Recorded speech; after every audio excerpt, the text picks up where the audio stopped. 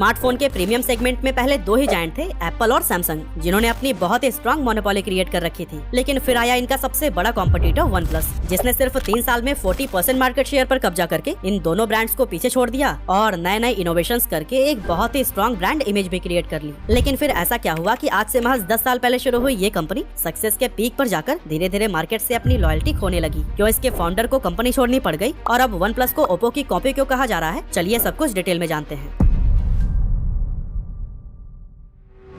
तो दोस्तों, one plus के को फाउंडर कार्ल पाई 2010 में अपनी स्टडी के दौरान ही नोकिया कंपनी में काम करने लगे थे। वहाँ 3 महीने तक काम करने के बाद उन्होंने कंपनी छोड़ दी और उसके बाद ओप्पो को ज्वाइन कर लिया। उस दौरान उन्होंने बहुत से स्मार्टफोन्स देखे और उनके फीचर्स को समझा, लेकिन किसी भी फोन से उन्हें 100% सेटिस्फेक्शन नहीं मिल पाया। साथ ही उन्होंने ये भी नोटिस किया कि किसी फोन का डिजाइन अच्छा होता है तो वो फीचर्स में मार खा जाता है, और अगर किसी के फीचर्स अच्छे होते हैं तो फिर डिजाइन नहीं। और अगर इक्का दुक्का कोई स्मार्टफोन इन दोनों क्राइटेरिया को थोड़ा बहुत फिल भी कर लेते तो फिर उसकी प्राइस इतनी ज्यादा हाई होती है कि हर कोई इसे अफोर्ड नहीं कर सकता था। और दोस्तों, इसी मार्केट गैप को देखते हुए कार्ल पाई ने एक ऐसा स्मार्टफोन बनाने का सोचा जो डिजाइन और फीचर्स दोनों में ही बेस्ट हो, साथ ही इसकी प्राइस कैटेगरी भी मिड रेंज हो, ताकि मैक्सिमम लोग बजट में भी एक प्रीमियम फोन इस्तेमाल कर सके। अब अपने इन्हीं आइडियाज के साथ कार्ल पाई ने ओप्पो कंपनी को छोड़ दिया और अपने एक दोस्त पेटे लाओ के साथ मिलकर वन प्लस नाम की कंपनी बनाई, जिसका मतलब था कॉम्पिटिटर्स से 1 स्टेप आगे। स्टार्टिंग में उनकी कंपनी में सिर्फ 5 एम्प्लॉइज ही थे और ये सभी एक कैफे में बैठकर प्रोजेक्ट से रिलेटेड बातों पर डिस्कशन किया करते थे। अब कार्ल ने देखा कि इन सभी एम्प्लॉइज के पास ही आईफोन था और इसी वजह से कार्ल पाई ने क्विकली उन मेन रीजंस को समझ लिया कि आखिर लोग एंड्रॉइड को क्यों यूज नहीं करना चाहते। उन्होंने देखा कि ज्यादातर एंड्रॉइड फोन्स की पुअर बिल्ड क्वालिटी, लैगी सॉफ्टवेयर और सिक्योरिटी इश्यूज ने यूजर्स को परेशान कर रखा था और उन्हें वो एक्सपीरियंस नहीं मिल पा रहा था जो कि आईफोन प्रोवाइड कर रहा था। यही वजह है कि ओवर बजट होने के बावजूद भी एप्पल ने अपनी मोनोपोली क्रिएट कर ली थी। लेकिन फिर उनका क्या, जो आईफोन अफोर्ड ही नहीं कर सकते।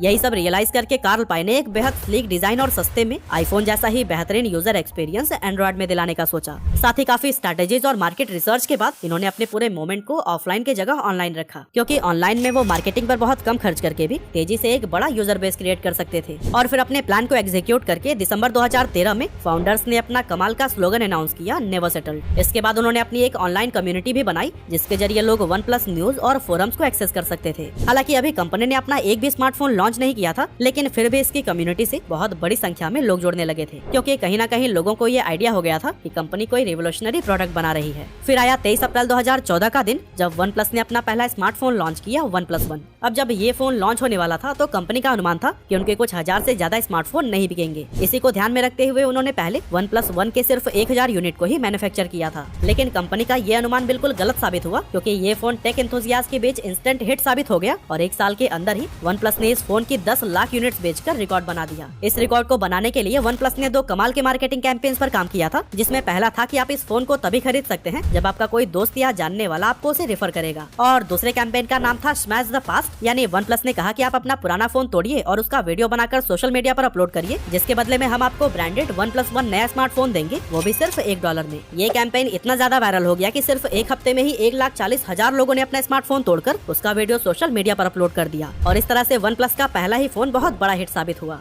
अब इतनी बड़ी सक्सेस के बाद वन प्लस ने ओवर कॉन्फिडेंस में आकर तुरंत ही अपने दूसरे स्मार्टफोन को प्लान करना शुरू कर दिया और बेहतरीन यूजर एक्सपीरियंस को प्रोवाइड करना भूलकर एक ऐसी गलती कर दी कि कंपनी की रेपुटेशन खराब होने लगी। हुआ यूं कि कंपनी ने अपने वन प्लस 2 मॉडल के लिए स्नैपड्रैगन 800 सीरीज प्रोसेसर को सिलेक्ट किया, जिसमें पहले से ही काफी हीटिंग इश्यूज मौजूद थे। लेकिन कंपनी को लगा कि वो इस प्रॉब्लम को अपने सॉफ्टवेयर ऑप्टिमाइजेशन के थ्रू सॉल्व कर लेंगे। इस तरह से 28 जुलाई 2015 को वन प्लस 2 लॉन्च हो गया, जिसे लगभग 20 लाख लोगों ने प्री बुक किया था। लेकिन जब उन्होंने इस फोन को खरीदा तो उन्हें हीटिंग इश्यूज आने लगे, साथ ही unresponsive fingerprint sensor, dual SIM selection issue और इसी तरह के ना जाने कितने प्रॉब्लम्स यूजर फेस करने लगे, और यही वजह थी कि वन प्लस 2 पूरी तरह से फ्लॉप हो गई। अब इस फेलियर के बाद वन प्लस ने बजट फोन सेगमेंट में एंटर करने का सोचा, ताकि वो और भी बड़ा यूजर बेस क्रिएट कर सके। इसके लिए 2015 में ही उन्होंने अपने तीसरे स्मार्टफोन वन प्लस एक्स को लॉन्च कर दिया, वो भी सिर्फ 17,000 रुपए में, जिसमें 8 megapixel selfie camera, 13 megapixel main camera, 16 GB internal memory और 3 GB रैम जैसे बेहतरीन फीचर्स थे। लेकिन शायद वन प्लस ये भूल गया कि इस सेगमेंट में पहले से ही काफी सारा भीड़ है और यहाँ उसे बहुत स्ट्रॉन्ग कंपटीशन का सामना करना पड़ेगा, और कुछ इसी तरह के प्रॉब्लम्स को फेस करके वन प्लस 2 के बाद अब वन प्लस एक्स भी फेल हो चुका था। अब 2 बड़े फेलियर के बाद से वन प्लस को यह रियलाइज हो गया कि लोग उन्हें कम बजट वाले फोन के लिए नहीं चुनते हैं, बल्कि उनकी डिमांड मिड रेंज प्राइस में प्रीमियम फोन्स के लिए है। और फिर अपने नेक्स्ट फोन को बनाने से पहले उन्होंने अपनी कम्युनिटी से फीडबैक लिया और सभी कमियों को दूर किया, और आखिरकार वन प्लस ने 14 जून 2016 को अपना चौथा स्मार्टफोन फिर से प्रीमियम सेगमेंट में लॉन्च किया, जो था वन प्लस 3।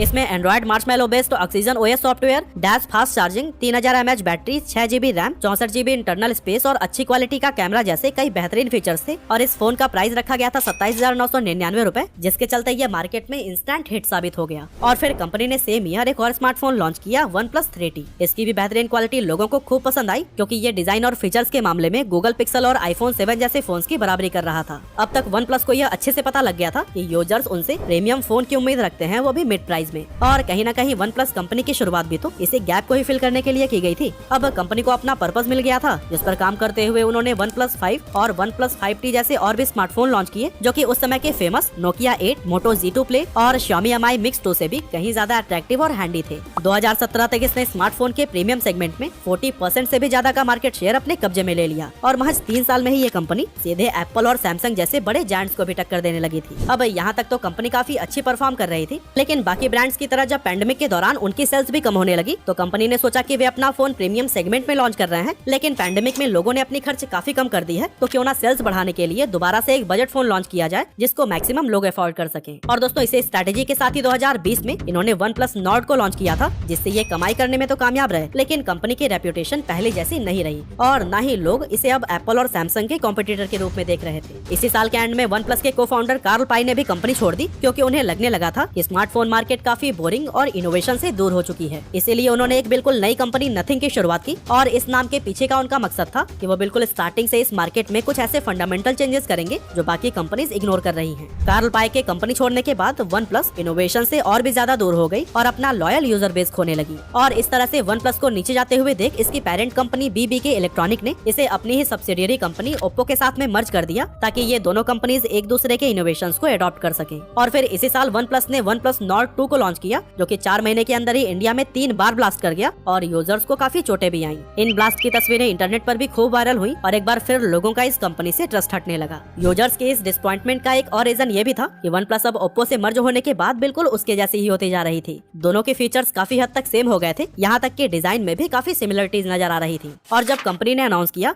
कि वो अपने फोन के ऑपरेटिंग सिस्टम को ऑक्सीजन OS की जगह Oppo के कलर OS पर शिफ्ट करने जा रहे हैं, तब इस फैसले को भी काफी ट्रोलिंग का सामना करना पड़ा, क्योंकि प्रीमियम प्राइस पे करने के बाद भी अगर उसके बदले में बजट सेगमेंट जैसा प्रोडक्ट मिले तो फिर ये कस्टमर्स को क्यों ही पसंद आएगा। लेकिन दोस्तों, यही सब बातें थी जो OnePlus ब्रांड समझ नहीं पाया और 40% मार्केट शेयर को गंवा सीधे 20% पर आ गिरा। वैसे भले ही आज इस कंपनी ने अपनी रेपुटेशन और ट्रस्ट को काफी हद तक गंवा दिया है, लेकिन अब भी हम ये नहीं कह सकते कि ये कंपनी कम्प्लीटली बर्बादी के कगार पर खड़ी है, क्योंकि अगर ये वापस से अपनी पुरानी वाली स्ट्रैटेजी पर काम करती है, जैसे कम्युनिटी से जुड़ना, उनकी प्रॉब्लम को समझना, नए नए इनोवेशंस करना और अपने सेगमेंट को आइडेंटिफाई करके उसमें पकड़ बनाना, तो नो डाउट वापस से ये अपनी पोजीशनिंग पाने में कामयाब हो सकती है। वैसे OnePlus को वापसी के लिए क्या करना चाहिए, आप अपना ओपिनियन भी हमें कमेंट में जरूर बताइए।